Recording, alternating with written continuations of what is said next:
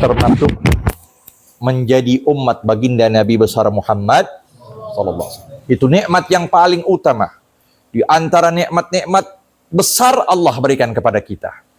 Ya. Sebagai umat baginda Nabi besar Muhammad sallallahu alaihi wasallam. Maka kita khususkan pada malam Jumat ini kembali pada apa yang kita sampaikan pada malam Jumat lalu mengenai apa yang diucapkan oleh Sayyidina Utsman radhiyallahu taala anhu ardah. Masuk kepada ucapan yang kedua yang disebut 4 perkara zahiruhunna fadilah wa batinuhunna faridah. Zahirnya suatu keutamaan, batinnya adalah suatu kewajiban.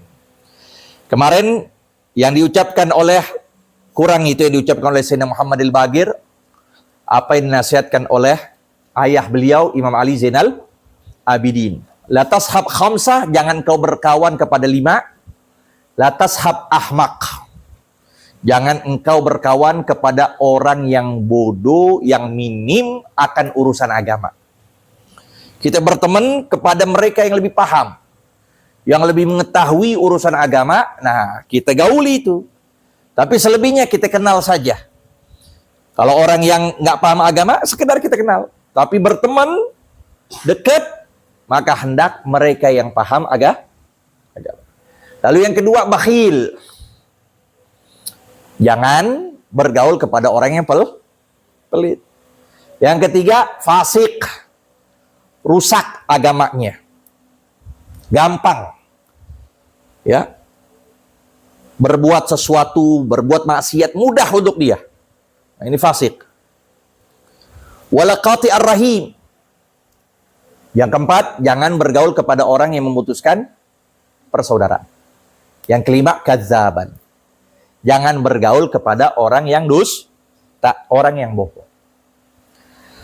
Ya, kita lanjutkan pada poin yang kedua, yaitu ucapan beliau, tilawatul Quran fadilah. Membaca Quran suatu keutamaan. Dia baca Quran, dia dalamin Al-Quran, karena termasuk ibadah yang paling utama adalah membaca Quran. Sebagaimana hadis menyatakan, afdal ibadati ummati tilawatul Quran. Afdal ibadati ummati tilawatul Quran. Ibadah yang paling utama pada umatku adalah membaca Quran. Sampai Imamul Haddad katakan, ahlu zamanina fi qulubihim syayatin. Lihat, Imam Haddad menyatakan, gimana abad sekarang? Beliau menyatakan, di zaman kita hati mereka itu syaitan semuanya. Terpenuh dengan syaitan. Kenapa? Yadhiqu min tilawatil Quran. Udah sumpek kalau baca Quran. Kok baca Quran udah malas saja. Baca hizib sebentar, 10 menit udah langsung selesai. 5 menit selesai. Waddukhulul masjid. Sempit untuk masuk masjid. Udah bosan masuk masjid. Pasar lebih enak. Masjid, udah nggak bakal orang datang. Ini 2. Ya. Jadi membaca Quran itu luar biasa. Apalagi dia itu menghafal Quran. Sampai disebut dalam suatu hadis, man qara al-Quran. Arti qara di sini hafidha, membaca, menghafal Quran. Siapa orang yang menghafal Quran, wara'a anna ahadan utiya afdal mimma uti, dan dia melihat bahwa ada seseorang yang lebih utama ketimbang diri dia. Betul. Dia sudah ngapal Quran.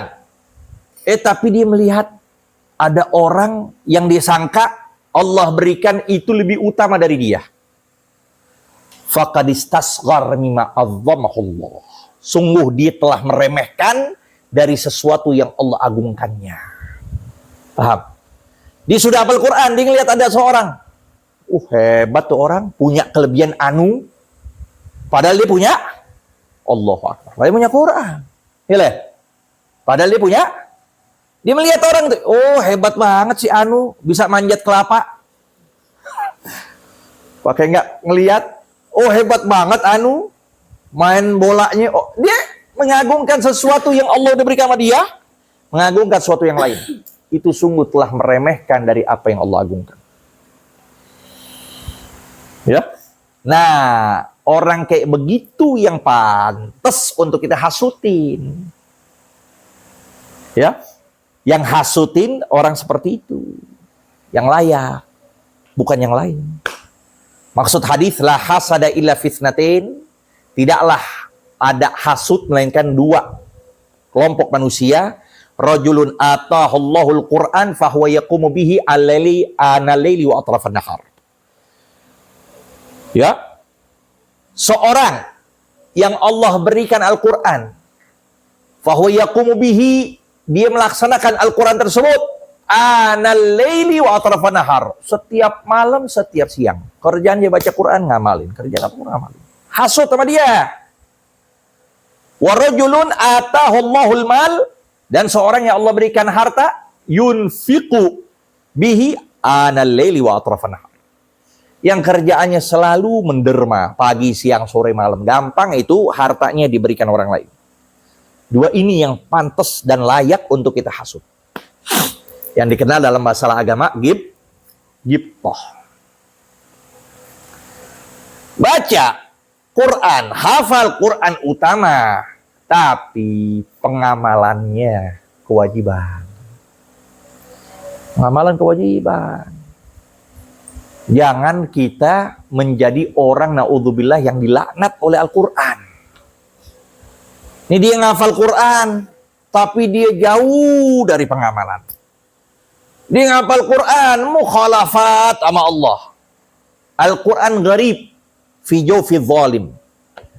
Quran itu asing, jauh dari hatinya orang yang berbuat kezaliman. Dia Quran ngomongnya masih kotor, kasar. Ya Allah, hafid kitabillah.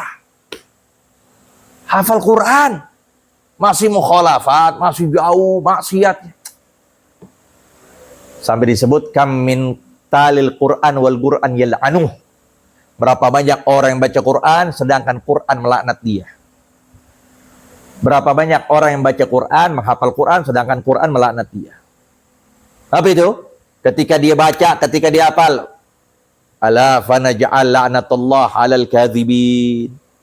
Ketahuilah kami jadikan laknat, ya, fayaj'al la'natullah 'alal kadzibin, dijadikan laknat Allah bagi mereka yang bohong. Masih dia berbuat tuh. Masih dia berbuat zalim, masih dia melampaui batas dan sebagainya. Maka jangan kita termasuk orang yang hafal Quran tapi Quran jauh sama kita. Jauh sama kita. Ya. Kemudian apa yang diucapkan Sayyidina Utsman yang ketiga, ziyaratul kubur fadilah. Wal istiqdad laha faridah. Kita menziarahi kubur suatu keutamaan. Kita datang ziarah kubur, keutamaan itu. Jangankan kita baca apapun yang berkaitan dengan amal-amal soleh, yang berkaitan dengan zikir dan Quran. Jangan. Duduk saja kita di depan kuburan orang tua kita, kakek kita. Duduk saja diam. Itu girang orang tua kita. Demen, suka orang tua kita. Kita lihatin aja, ingat terdahulu gimana bercanda kita dengan beliau, teringat. Ya. Nggak perlu kita baca Yasin, tahlil dan sebagainya. Girang. Makanya Nabi nyatakan, kuntu dahulu nahaitukum an ziyaratul kubur. Dahulu aku mencegah kalian untuk ziarah kubur. Fazuruha.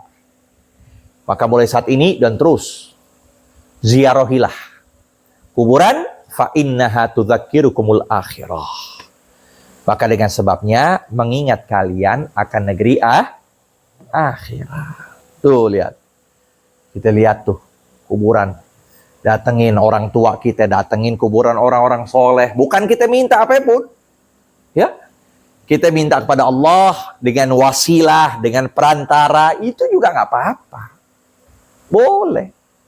Wabtaghu ilaihil wasilah, carilah jalan pada Allah dengan perantara. Di antara kita ziarah kubur juga. Bukan kita obatul kubur, bukan kita penyembah kuburan, bukan. Ya. Dan mereka mengetahui apa yang kita ziarahi. Sampai suatu cerita, ya, ada dari keluarga Al-Asim. Ini Al-Asim, salah satu keluarganya mendatangi kerabatnya. Datengin kerabatnya. Pada malam Jumat. Ketika dia datengin pada malam Jumat, ya, malamnya dia mimpi. Malamnya dia mimpi.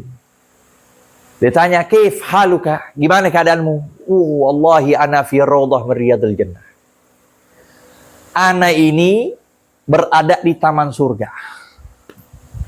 Ana wa ashabi najtami fi kulli lailatil jum'ah. Kita ini, ana dan para sahabat ana berkumpul. Jadi ada reuni juga nih.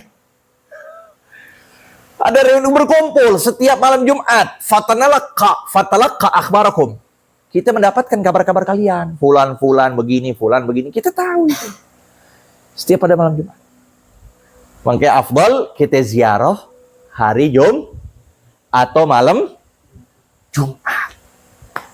Sampai ada suatu riwayat hadis menyatakan man zara qabra abawaihi au ahadihima fi kulli yaumil jum'ah ghufira lahu wa kutiba lahu barran. Siapa orang yang menziarahi kuburan kedua orang tuanya atau salah satu pada setiap hari, niscaya Allah ampunkan dia dan Allah tulis dia itu termasuk anak yang berbakti. Sampai seorang imam besar Muhammad bin Wasi. Muhammad bin imam besar ini, Habib. Beliau ditanya ketika datang orang, beliau lagi ziarah hari Jumat. Lau akharta ila yaumil itsnin. Coba ente tangguhin ziarah hari Senin. Coba kamu tangguhkan ziarah hari Senin. Maka beliau menyatakan, ya, beliau katakan, sungguh aku mendapatkan suatu khabar, suatu hadis, ya, annal mauta ya'lamuna bizuwarihim yaumal jum'ah wa yauman qablah wa yauman ba'dah.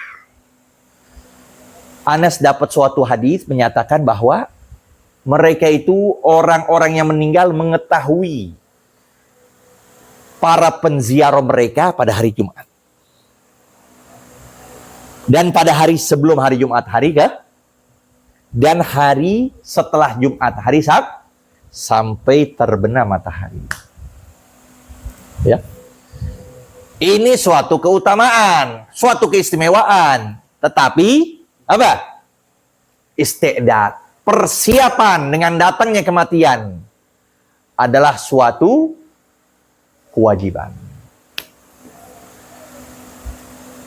Jadi kita mempersiapkan datangnya kematian suatu kewajiban. Wa ma tadri nafsun bi ayyi ardin tamut. Wa ma tadri nafsun madza taksibu ghada wa ma tadri nafsun bi ayyi ardin tamut. Ya.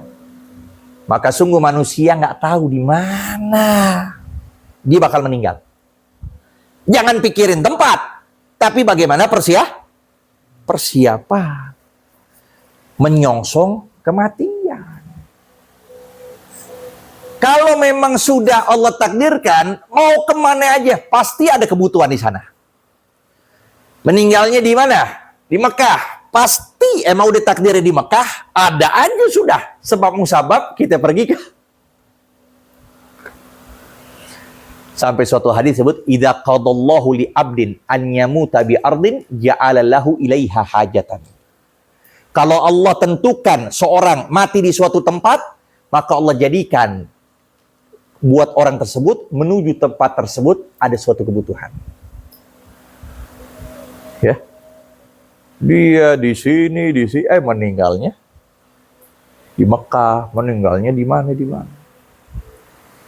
Ada suatu cerita Nabiullah Sulaiman alaihissalam, beliau yang senantiasa berjumpa Azrail.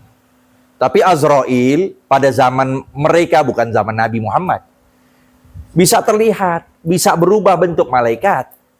Iya kan? Malaikat bisa berubah. Datang ini Azrail, datangnya bertamu. Datang bertamu. Ketika datang bertamu, Nabi Sulaiman lagi berbincang, datang seseorang. Datang seorang. Duduk. Azrail melihat dalam keadaan sinis. Singkat cerita, ngobrol sebentar, langsung Azrail keluar. Ya kan? Maka ini orang datang kepada Nabi Sulaiman meminta. Orang Nabi Sulaiman ini seorang raja, seorang nabi. Semuanya tunduk kepada Nabi Sulaiman. Sampai angin Allah tundukkan buat Nabi. Sampai punya bisat Sulaiman. Ya, punya permadani Sulaiman. Maka orang itu meminta kepada Nabi Sulaiman agar beliau membantu orang ini untuk pergi ke India. Tuh, pergi. Nah, udah. Maka Nabi Sulaiman berikan tuh. Pergilah dia ke sana. Karena ada keperluan. Beberapa hari kemudian, datanglah Azrail. Kembali kepada Nabi Sulaiman. Nabi Sulaiman bertanya, kenapa sebab musabab? Ini Azrail, mukanya cemberut, sinis, kepada orang tersebut. Kenapa? Maka disitulah Azrail memberitahukan. Apa yang diberitahukan? Bahwa Allah memerintahkan aku untuk mencabut orang ini di negeri India. Kok ada di sini? Kok ada dengan kamu bersama di sini? Sedangkan takdirnya dicabut di negeri India. Makanya disitulah beliau bingung. Maka ketika keluar, nah lihat ada hajat. Ada sebab musababnya. Akhirnya Nabi Sulaiman memberikan bisatnya untuk pergi ke tempat tersebut dan disitulah dicabut rohnya. Jadi kalau ditakdirkan apapun sudah. Meninggal di medan pertempuran, ya sudah medan pertempuran. Meninggal di kasur, bakal di kasur. Sayyidina Umar bin Khattab berkeinginan terus untuk berjihad. Meninggal di medan pertempuran. Ketika sudah diberitahukan akan ada jihad, girangnya luar biasa. Seakan-akan itu adalah malamnya seperti malam pengantinnya. Besokannya bakal perang, girang. Tapi apa yang terjadi ketika perang mulai berkecimuk semuanya? Selesai itu beliau selamat, sedih, nggak meninggal di medan pertempuran. Sedih, nggak meninggal di medan. Tapi yang ada ditikam oleh Abu Lu'lu'ah al-Majusi. Dengan kisah yang panjang. Jadi intinya itu semua apa? Idza qadallah, ya kan? Idza qadallah li 'abdin an yamuta bi ardin ja'ala lahu ilaiha hajatan. Jadi menyongsong akan datangnya apa? Kematian itu yang terbaik. Dan yang terakhir, i'adatul marid fadilah, menjenguk orang sakit adalah keistimewaan. Ya, jadi ada yang sakit santri kita jenguk. Jenguknya juga bawa kue. Ya? Bawa apa? Makanan, ciki. Lalu kita doakan orang yang sakit, kita doakan apa? Dengan doa As'alullahal azim Rabbal arshil azim an yashfiyaka. As'alullahal azim Rabbal arshil azim an yashfiyaka. Sebanyak 7 kali. Sampai suatu hadis sebut man zar maridhan wada'a bidu'ai sabiq, yang itu tadi, walam yaqdur ajaluh. Siapa orang yang menyuk seorang sakit, lalu dia mendoa dengan doa tersebut sebanyak 7 marrat, 7 kali, dan tidak memang Allah tentukan, emang Allah bukan takdirkan ajal buat orang sakit tersebut, afallahu min dzalikal marad. Niscaya Allah selamatkan orang yang sakit itu dari penyakit yang sedang dia derita. Baca itu.